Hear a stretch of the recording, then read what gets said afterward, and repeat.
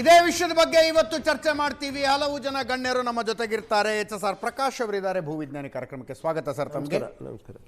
ರಮೇಶ್ ಪುತ್ತಿಗೆ ಹಿರಿಯ ವಕೀಲರು ನಮ್ಮ ಜೊತೆಗೆ ನೇರ ಸಂಪರ್ಕದಲ್ಲಿದ್ದಾರೆ. ಪುತ್ತಿಗೆ ಸರ್ ನಮಸ್ಕಾರ. ಸರ್ ನಮಸ್ಕಾರ. ಇವತ್ತು ರಾಜಕೀಯ ಪಕ್ಷಗಳ ವಕ್ತಾರರಾಗಿ ಅಶೋಕ್ ಗೌಡ, ಪ್ರದೀಪ್ ಗೌಡ ಹಾಗೂ ನಟರಾಜ್ ಗೌಡ. ಅಶೋಕ್ ಗೌಡ ಅವರು ಬಿಜೆಪಿಯಿಂದ, ಪ್ರದೀಪ್ ಗೌಡ ಅವರು JDSನಿಂದ, ನಟರಾಜ್ ಗೌಡ ಅವರು ಕಾಂಗ್ರೆಸ್ನಿಂದ, ಮೂರು ಜನರು ಕಾರ್ಯಕ್ರಮಕ್ಕೆ ಸ್ವಾಗತ.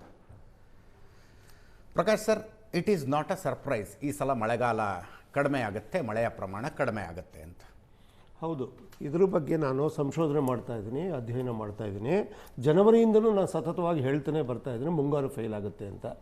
ನಂತರ ಈಗ ಹೇಳಿದ್ದೀನಿ ಜುಲೈ 2 ಕಳೆದ 30 ವರ್ಷದ ಆವರೇಜ್ಗೆ ಹೋಲಿಸಿದ್ರೆ 65.65% ಮಳೆಯ ಕೊರತೆ. ಎಸ್, ಇದು ನೋಡಿ IMD ಅವ್ರು ಕೊಡೋ ಬುಲೆಟಿನ್ಗಳು, ಮುನ್ಸೂಚನೆಗಳು ಈ ರೀತಿಯ ಆವರೇಜ್ ತಗೊಂಡು 30 ವರ್ಷದ್ದು, 50 ವರ್ಷದ್ದು, 100 ವರ್ಷದ ಡೇಟಾ ತಗೊಂಡು ಸ್ಟ್ಯಾಟಿಸ್ಟಿಕಲ್ ಆವರೇಜ್ ತಗೊಂಡು LPA ಅಂತ ಹೇಳ್ತಾರೆ ಅವರು, ಲಾಂಗ್ ಪೀರಿಯಡ್ ಆವರೇಜ್ ಅಂತ. ಯಾವ ವರ್ಷದಲ್ಲಿ ಹೆಚ್ಚಾಗಿತ್ತು, ಯಾವ ವರ್ಷದಲ್ಲಿ ಕಡಿಮೆ ಆಗಿದೆ, ಅದರ ಆಧಾರದ ಮೇಲೆ ಅವರು ಮುನ್ಸೂಚನೆ ಕೊಡ್ತಾರೆ. ಯಶೋಸಾರ್ಥಿ ಅವರು ಈ ವರ್ಷ ಸರ್ಪ್ಲಸ್ ಆಗುತ್ತೆ, ನಾರ್ಮಲ್ ಅಂತ ಹೇಳಿದಾಗ ಕೊರತೆ ಆಗಿದೆ. ಅದು ಸ್ಟ್ಯಾಟಿಸ್ಟಿಕಲ್ ಮೆಥಡ್. ಇನ್ನು ಸ್ಕೈಮೇಟ್ ಮತ್ತು ಬೇರೆ ಕಂಪನಿಗಳು ಈ ಮ್ಯಾಡನ್ ಜೂಲಿಯನ್ ರೇಷಿಯೋ ಮತ್ತು ಇಂಡಿಯನ್ ಓಷನ್ ಡೈಪೋಲ್ ಮತ್ತು ಈ ಲಾನಿನೋ ಮತ್ತು ಎಲ್ನಿನೋ ಈ ರೀತಿಯ ಕೆಲವು ವಿಚಾರಗಳನ್ನು ಹರಿಬಿಡೋದು, ಇದು ಮ್ಯಾಥಮೆಟಿಕಲ್ ಕ್ಯಾಲ್ಕುಲೇಷನ್ ಆಧಾರದ ಮೇಲೆ. ಸೊ ನೇಚರು ಸ್ಟ್ಯಾಟಿಸ್ಟಿಕ್ಸು ಫಾಲೋ ಮಾಡಲ್ಲ, ಮ್ಯಾಥಮೆಟಿಕ್ಸು ಫಾಲೋ ಮಾಡಲ್ಲ. ಅಲ್ಲ, ಇನ್ನೊಂದು ಅಂಕಿ ಯಾವುದೋ ಡಿಬೇಟ್ನಲ್ಲಿ ಅಶೋಕ್ ಗೌಡ್ರೆ ಹೇಳಿದ್ದು ಅಂತ ಅನ್ಸುತ್ತೆ, ಕಳೆದ 20 ವರ್ಷದಲ್ಲಿ 18% ಮಳೆ ಡೇಟಾ ಸ್ಟ್ರೀಮ್ ಫ್ಲೋ ಕಡಿಮೆ ಆಗಿದೆ. ಕಳೆದ ಎಷ್ಟು ಪರ್ಸೆಂಟ್?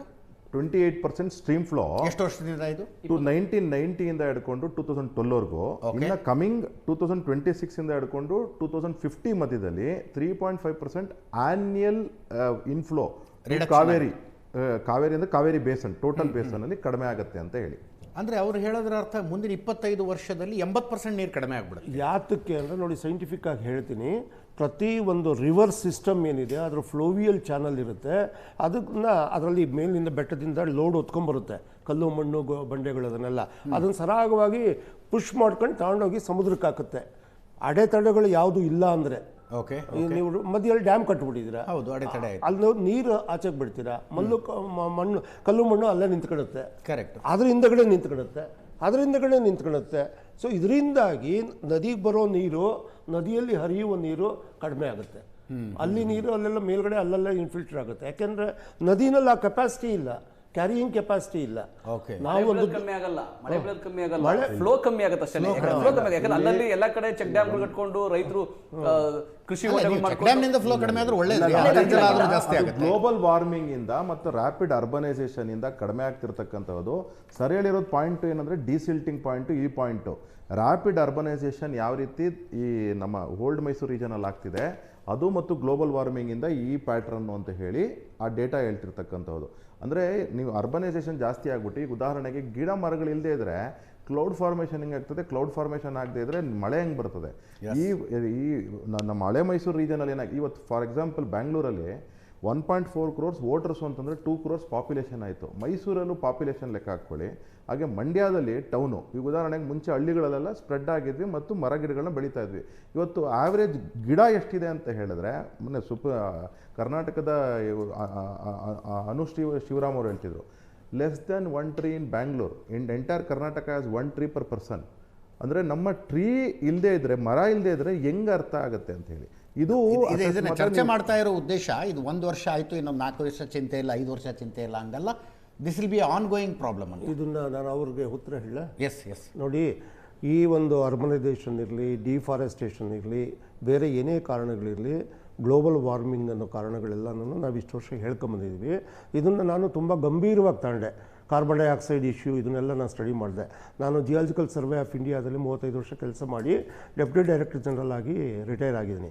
ಜಿಯಾಲಜಿನಲ್ಲಿ ನಾವು ಎಲ್ಲ ವಿಷಯಗಳನ್ನು ಅಧ್ಯಯನ ಮಾಡ್ತೀವಿ, ಭೂಮಿಗೆ ಸಂಬಂಧಪಟ್ಟಿದ್ದು. ಭೂಮಿನಲ್ಲಿ 4 ಸ್ಫಿಯರ್ಸ್ ಇದೆ, ಲಿಥೋಸ್ಫಿಯರು, ಹೈಡ್ರೋಸ್ಫಿಯರು, ಅಟ್ಮಾಸ್ಫಿಯರ್ ಮತ್ತು ಬಯೋಸ್ಫಿಯರ್. ಈ 4 ನಾವು ಒಟ್ಟಿಗೆ ನೋಡಬೇಕು. ಬಟ್ ನಾವು ಯಾರೂ ಇಷ್ಟು ವರ್ಷ ಅದನ್ನು ಒಟ್ಟೊಟ್ಟಿಗೆ ನೋಡಿಲ್ಲ, ಸಪ್ರೇಟಾಗಿ ಮಾಡಿದ್ದೀವಿ. ಮೀಟಿಯಾರಲಜಿ ಸಪ್ರೇಟ್ ಮಾಡಿ IMDಗೆ ಕೊಟ್ಬಿಟ್ಟು ನೀವು ಮಾಡ್ಕೊಳ್ಳಿ ಅಂತ ತಪ್ಪು ಮಾಡಿದ್ದೀವಿ. ಅದನ್ನು ನನಗೆ ಹೇಳ್ತಾ ಇದ್ದೀನಿ. ಈ ಮಳೆ ಮತ್ತು ಚಂಡಮಾರುತ ಅಥವಾ ಪ್ರವಾಹ, ಭೂಕುಸಿತ ಇವೆಲ್ಲದಕ್ಕೂ ಕೂಡ ಬರೀ ಕರ್ನಾಟಕ ಪರಿಸರ ಮಾತ್ರ ಅಲ್ಲ, ಕ್ಲೈಮೇಟ್ ಕರ್ನಾಟಕ ಮಾತ್ರ ಅಲ್ಲ, ಇಂಡಿಯಾ ಮಾತ್ರ ಅಲ್ಲ, ಗ್ಲೋಬಲ್ ಫಿನಾಮಿನಾ. ಅಲ್ಲೆಲ್ಲೋ ಹವಾಯಿನಲ್ಲಿ ಒಂದು ಭೀಕರ ಜ್ವಾಲಾಮುಖಿ ಸ್ಫೋಟವಾಗಿದೆ ಮೇಲ್ಗಡೆ, ಅಥವಾ ಸಮುದ್ರದ ಒಳಗಡೆ ಒಂದು ಭೀಕರ ಭಯಂಕರ ಸ್ಫೋಟ ಆಗಿದೆ. ಅದರ ಪರಿಣಾಮ ನಮ್ಮ ಮೇಲಾಗಿರುತ್ತೆ. ಏಕೆಂದರೆ ವಾಯುಪದರ ಒಂದೇ, ಇದರಲ್ಲಿ ಯಾವ LOCಗಳಿಲ್ಲ, ಚೆಕ್ ಪೋಸ್ಟ್ಗಳಿಲ್ಲ. ಒಂದು ಕಡೆ ಉತ್ಪತ್ತಿ ಆಗಿದೆ, ಇನ್ನೊಂದು ಕಡೆ ಹೋಗ್ತಾ ಇರುತ್ತೆ. ನೀವು BBC ಚಿತ್ರಗಳು ನೋಡಿರ್ಬೋದು, ಆರೋ ಮಾರ್ಕ್ ಈ ಕಡೆಯಿಂದ ಹೋಗಿ ಈ ಕಡೆಯಿಂದ ಹೋಗ್ತಾ ಇರುತ್ತೆ, ಪೂರ್ವದಿಂದ ಪಶ್ಚಿಮಕ್ಕೆ, ಪಶ್ಚಿಮದಿಂದ ಪೂರ್ವಕ್ಕೆ. ಆ ರೀತಿ ಹೇಳೋದಾದರೆ ನಾನು ಕಳೆದ 8 ವರ್ಷಗಳಿಂದ ಈ ವಿಷಯನ ಗಂಭೀರವಾಗಿ ಅಧ್ಯಯನ ಮಾಡಿದ್ದೀನಿ, ಮುನ್ಸೂಚನೆ ಕೊಡ್ತಾ ಇದ್ದೀನಿ ಮುಂಚೆನೇ, 1 ತಿಂಗಳು ಮುಂಚೆನೇ. ಆ 8 ವರ್ಷದಿಂದ ಸಫಲವಾಗಿದೆ. ಇದು ಒಂದು ಕಂಪ್ಲೀಟ್ ಸೈನ್ಸ್. ಇದು ಜಿಯೋಮೀಟಿಯಾಲಜಿ ಅಂತ, ಜಿಯಾಲಜಿ ಮತ್ತು ಮೀಟಿಯಾಲಜಿ ಎರಡನ್ನೂ ಬ್ಲೆಂಡ್ ಮಾಡಿ, ಲಿಥೋಸ್ಫಿಯರ್ ಮತ್ತು ಅಟ್ಮಾಸ್ಫಿಯರ್ ಎರಡನ್ನೂ ಬ್ಲೆಂಡ್ ಮಾಡಿ ನಾನು ಹೇಳ್ತಾ ಇದ್ದೀನಿ. ಇದ್ರ ಬಗ್ಗೆ ನಾನು ಮುಂಗಾರು ಫೇಲ್ ಆಗುತ್ತೆ ಅಂತ ಯೂಟ್ಯೂಬ್ನಲ್ಲಿ ನನ್ನ ವಿಡಿಯೋಗಳಿವೆ, ನೋಡ್ಬೋದು. ಜನವರಿಯಿಂದ ನಿಮ್ಮ ಪ್ರಕಾರ ಸೆಪ್ಟೆಂಬರ್ನಿಂದ ನಾರ್ತ್ ಈಸ್ಟ್ ಮಾನ್ಸೂನ್ ಏನು ತಮಿಳುನಾಡಿಗೆ ಆಗುತ್ತಲ್ಲ, ಅದು ಫೇಲ್ ಆಗುತ್ತಾ? ಅದು ಸಾರಿ, ಅದು ಫೇಲ್ ಆಗೋ ಚಾನ್ಸ್ ಇದೆ. ಯಾಕೆಂದರೆ ಅದಕ್ಕೆ ಬೇಕಾದಂತಹ ಪೂರಕ ಆವಿ ಬಿಡುಗಡೆ ಆಗೋದು ಜ್ವಾಲಾಮುಖಿಗಳ ಬಾಯಿಂದ. ಅವು ದೊಡ್ಡ ಮಟ್ಟದಲ್ಲಿ ಆಯ್ತಾರೆ. 10 ಕಿಲೋಮೀಟರ್ 20 ತಮಿಳುನಾಡಿಗೂ ನಿರೀಕ್ಷಿತ ಮಳೆ ಆಗೋದಿಲ್ಲ? ಇಲ್ಲ, ಅವ್ರಿಗೂ ಕಡಿಮೆ ಆಗುತ್ತೆ, ಕೊರತೆ ಆಗುತ್ತೆ, ನಮಗೂ ಕೊರತೆ ಆಗುತ್ತೆ. ಇದು ನಾನು ಜನವರಿ ತನಕ ಖಚಿತವಾಗಿ ಹೇಳ್ತೀನಿ. By chance in between unexpected ಯಾವ್ದಾದ್ರು ಒಂದು ಘಟನೆ ನಡೆದು 1-2 ದಿನ ದೊಡ್ಡ ಮಳೆಗಳು ಬರ್ಬೋದು ಈ ಕೆಲವು ದಿನಗಳಲ್ಲಿ. ಬಟ್ ಆವರೇಜ್ ಈಗ ಕೊಡಗಿನಲ್ಲಿ ಮಳೆ ಶುರುವಾಗಿದೆಯಲ್ಲ, ಕಂಟಿನ್ಯೂ ಆಗಬಹುದು. ಎಸ್, ಜುಲೈ ಎಂಡ್ ಮತ್ತು ಆಗಸ್ಟ್ ಫಸ್ಟ್ ವೀಕಲ್ಲಿ ನಾರ್ಮಲ್ ಆಗಿ ಹೆಚ್ಚಿನ ಮಳೆ ಬೀಳುತ್ತೆ. ಯಾತಕ್ಕೆ ಅಂದರೆ ಅದಕ್ಕೆ ಕೆಲವು ಕಾರಣಗಳಿವೆ. ಸೊ ಅದು ಅಷ್ಟೇ, ಆಗಸ್ಟ್ ಮೊದಲನೇ ವಾರ ಆದಮೇಲೆ ಕಡಿಮೆ ಆಗುತ್ತೆ. ಸೊ ಅದಾದಮೇಲೆ ಆಗಸ್ಟ್ 2ನೇ ವಾರ ಕೊನೆ ಮತ್ತು ಸೆಪ್ಟೆಂಬರಿಗೆ ಕಡಿಮೆ ಆಗ್ತಾ ಹೋಗುತ್ತೆ. ಸೊ ಇದು ನೋಡಿ, 18-19ರಲ್ಲಿ ಆದ ಘಟನೆಗೆ ಕಾರಣ ಏನು ಅಂತ ನಾನು ಖಚಿತವಾಗಿ ಕಂಡುಹಿಡಿದಿದ್ದೀನಿ. ಅದನ್ನು ಆಧಾರವಾಗಿಟ್ಕೊಂಡು ಪ್ರತಿದಿನ ಡೇಟಾ ಕಲೆಕ್ಟ್ ಮಾಡಿ ಯಾವ ಮಟ್ಟಕ್ಕೆ ಅದು ಕಂಪೇರ್ ಮಾಡಿ, ಯಾವ ಮಟ್ಟಕ್ಕೆ ನಡೀತಾ ಇದೆ, ಎಲ್ಲಿ ನಡೀತಾ ಇದೆ, ಅದು ನಮ್ಮ ಭಾರತದ ಸುತ್ತಮುತ್ತ ಏನೇನಿದೆ, ಎಷ್ಟು ನಡೀತಾ ಇದೆ, ಇದೆಲ್ಲ ನಾನು ಮನಸ್ಸಲ್ಲಿ ಇಟ್ಕೊಂಡು ನಾನು ಹೇಳ್ತೀನಿ. ರಮೇಶ್ ಪುತ್ತಿಗೆ ಸರ್, ಒಂದು ವರ್ಷ ಇದ್ದಂಗೆ ಇನ್ನೊಂದು ವರ್ಷ ಮಳೆಗಾಲ ಇರಲ್ಲ, ಬರ್ತಾ ಬರ್ತಾ ಕಡಿಮೆ ಆಗ್ತಾ ಹೋಗುತ್ತೆ. ಹೀಗಿರುವಾಗ ಯಾವತ್ತೋ ಮಾಡಿರುವ ನೀರು ಹಂಚಿಕೆಯ ಒಪ್ಪಂದ, ಯಾವತ್ತೋ ಮಾಡಿರುವ ಡಿಸ್ಟ್ರೆಸ್ ಫಾರ್ಮುಲಾ, ಇದನ್ನು ಈಗಲೂ ಫಾಲೋ ಮಾಡಬೇಕು ಅನ್ನೋದು ಎಷ್ಟರ ಮಟ್ಟಿಗೆ ಸರಿ? ಇದು ಯಾವತ್ತೋ ಮಾಡಿಟ್ಟಿದ್ದಾರೆ ಸರ್. ಸರ್, ಈಗ 10 ವರ್ಷದ ಕೆಳಗೆ ಸುಪ್ರೀಂ ಕೋರ್ಟ್ನಲ್ಲಿ ಒಂದು ಜಜ್ಮೆಂಟ್ ಬಂದಿದೆ.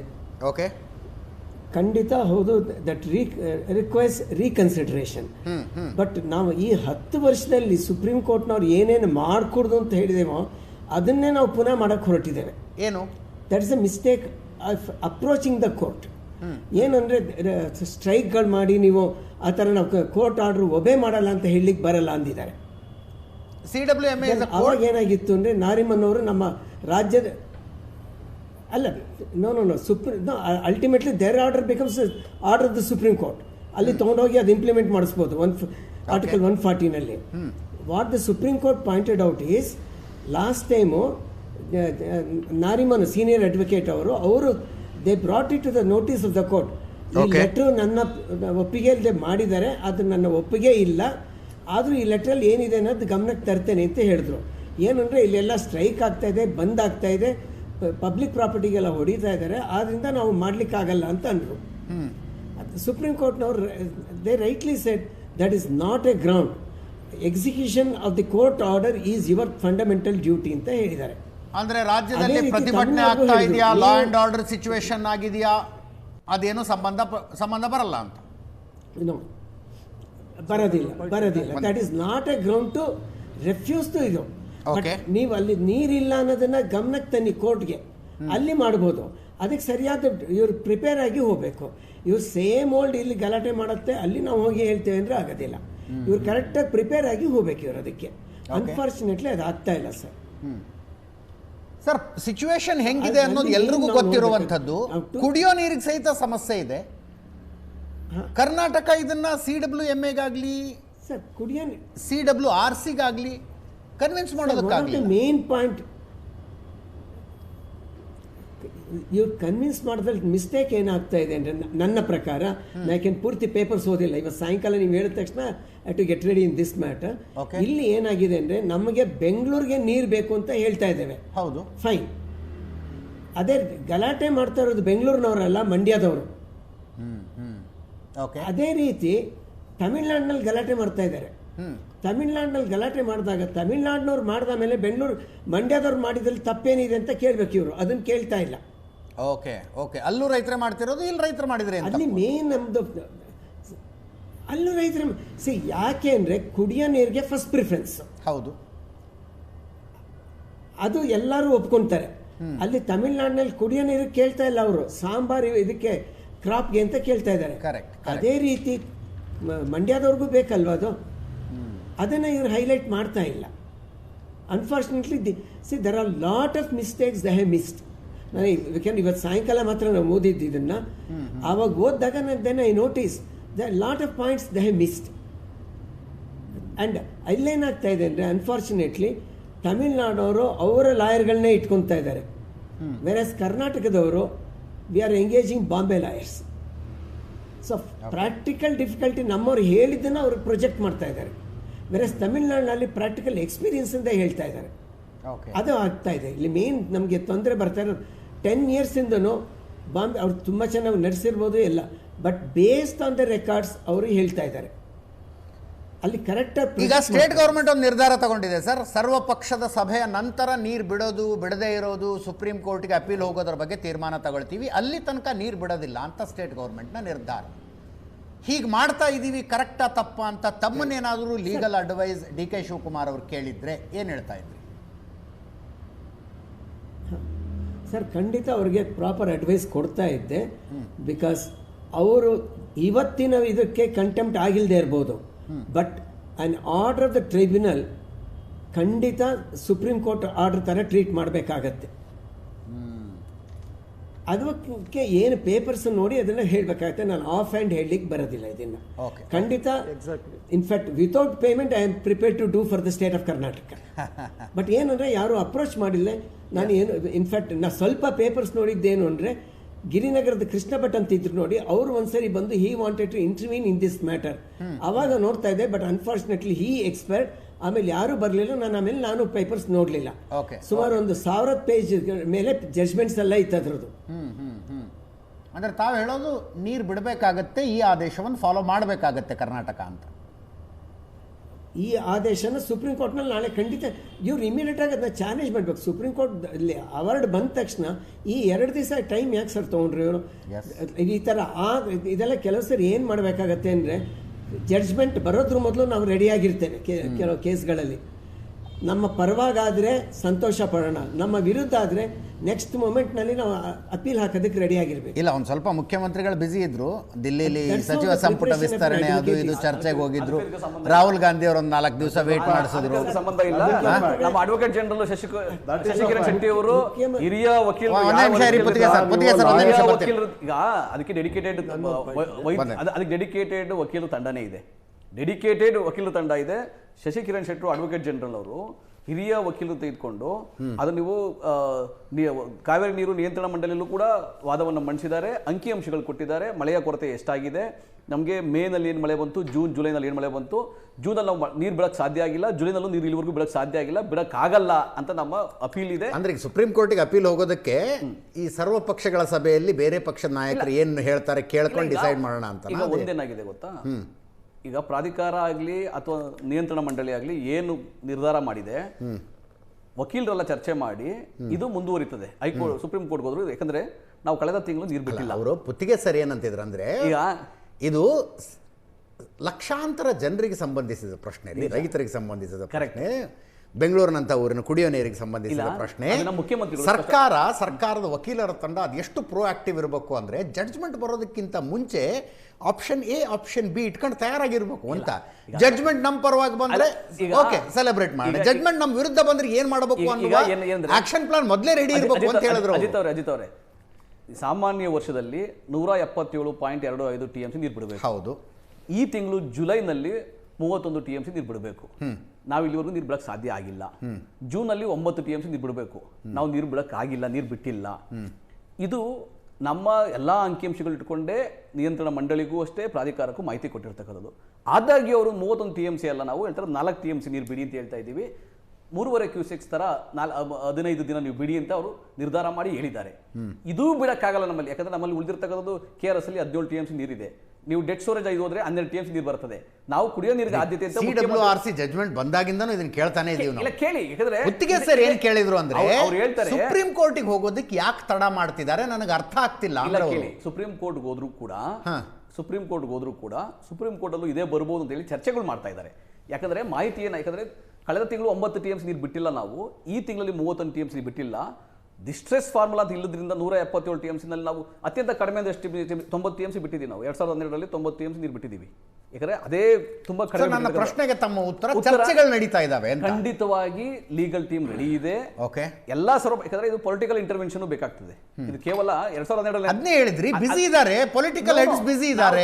ನೀವು ಅಜಿತ್ ಅವ್ರು ತಪ್ಪು ತಿಳ್ಕೊಂಡ್ರಿ. ಪೊಲಿಟಿಕಲ್ ಇಂಟರ್ವೆನ್ಷನ್ ಅಂದ್ರೆ 2012ರಲ್ಲಿ ಇಲ್ಲಿ ಜಗದೀಶ್ ಶೆಟ್ಟರ್ ಮುಖ್ಯಮಂತ್ರಿ ಇದ್ರು, ಜಯಲಲಿತಾ ಮುಖ್ಯಮಂತ್ರಿ ಇದ್ರು, 2 ರಾಜ್ಯಗಳು ಬಂದ್ನ ಆಚರಣೆ ಮಾಡಿದೋ, ತುಂಬಾ ದೊಡ್ಡ ಹೋರಾಟ ನಡೀತಾ ಇತ್ತು. ಆ ಟೈಮಲ್ಲಿ ಮನಮೋಹನ್ ಸಿಂಗ್ ಅವರು ಇಬ್ಬರನ್ನು ಕರೆಸಿ ಕುಂಡಿಸಿ ಒಂದು ವಿನ್ ಸಿಚುಯೇಷನ್ ಮಾತುಕತೆ ಮುಖಾಂತರ ಮುಗಿಸಿದ್ರು. ಯಾಕಂದ್ರೆ ಕೋರ್ಟಲ್ಲೂ ಕೆಲವು ಸಲ ಆಗದಲ್ಲಿರತಕ್ಕಂಥದ್ದು ಕೂಡ ನಾವು ಆಡಳಿತ ನಡೆಸುವಂಥವ್ರು ನಾವು.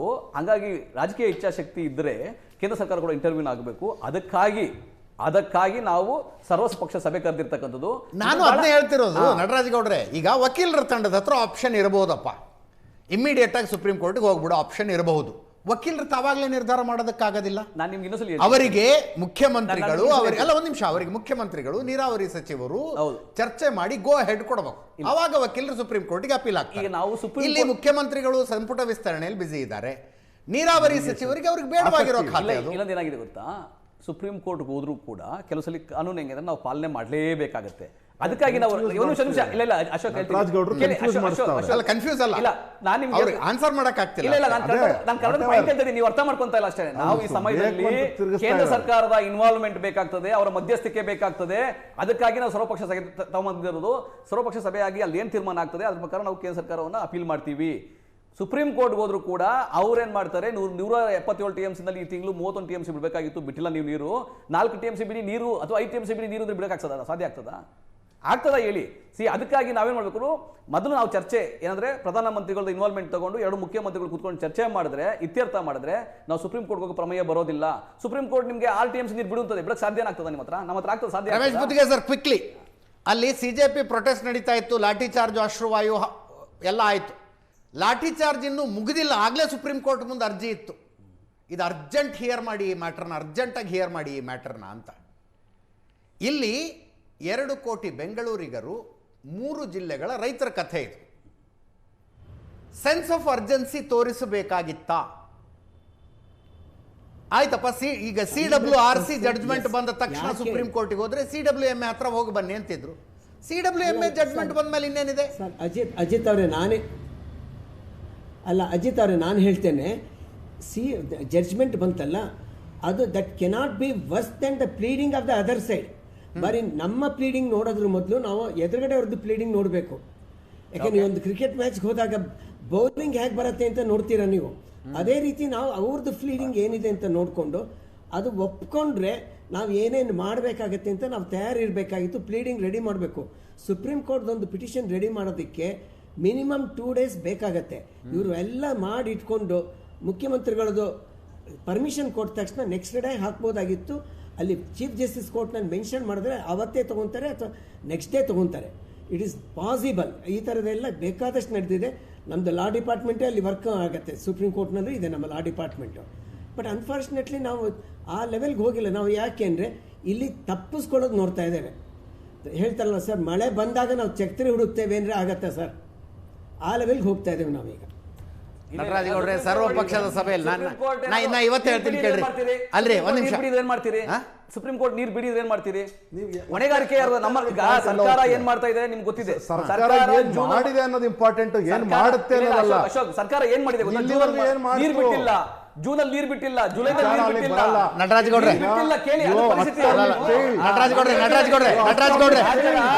ಗೌಡ್ರೆ, ಈಗ ಸರ್ವಪಕ್ಷದ ಸಭೆಯಲ್ಲಿ ಯಾವುದಾದ್ರೂ ಒಬ್ಬ ಪಕ್ಷದ ನಾಯಕ ಸುಪ್ರೀಂ ಕೋರ್ಟ್ಗೆ ಅಪೀಲ್ ಮಾಡಬೇಡಿ, ನೀರು ಬಿಟ್ಬಿಡಿ ತಮಿಳುನಾಡಿಗೆ ಅಂತ ಹೇಳುವ ಸಾಧ್ಯತೆ ಏನಾದ್ರು ಇದೆಯಾ? ಇಲ್ಲ. ಹೇಳ್ತಾರ ಯಾವ್ದಾದ್ರು ಪಕ್ಷದ ನಾಯಕ? ಯಾಕಂದ್ರೆ ಎಲ್ಲರೂ ಏನ್ ಹೇಳ್ತಾರೆ ಗೊತ್ತಾ, ಎಲ್ಲರೂ ನಾವೆಲ್ಲ ಒಟ್ಟಾಗಿರೋಣ, ಹೋಗಿ ಕೇಂದ್ರ ಸರ್ಕಾರದ ಮಧ್ಯಸ್ಥಿಕೆ ತೆಗೆದುಕೊಂಬರೋಣ, ತಮಿಳುನಾಡು ಮುಖ್ಯಮಂತ್ರಿ, ಕರ್ನಾಟಕ ಮುಖ್ಯಮಂತ್ರಿ ಡೆಲ್ಲಿಲಿ ಹೋಗಿ ಪ್ರೈಮ್ ಮಿನಿಸ್ಟರ್ ಮಾತಾಡ್ಲಿ, ನಾವೇ ಸೆಟಲ್ಮೆಂಟ್ ಮಾಡ್ಕೊಳ್ಳೋಣ, ಕೋರ್ಟ್ ಹೋಗೋದು ತೀರ್ಮಾನ ಮಾಡ್ತಾರೆ. ಅದು ಸಾಧ್ಯತೆ ಇದೆ. ನಾನು ಅದನ್ನ ಹೇಳ್ತಾ ಇರೋದು.